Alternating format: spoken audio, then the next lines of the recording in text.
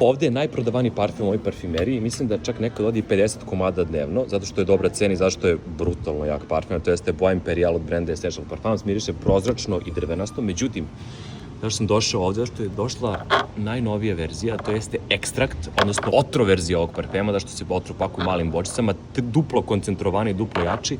Njegova cena je 15.600, međutim, ja neću platiti ovoliko, gledaj i uči. Dobar dan. Dobar dan. Samo ovo.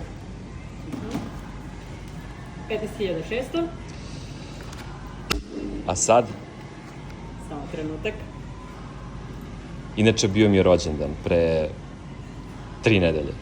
Srećan rođendan sa zakašnjenjem. Hvala.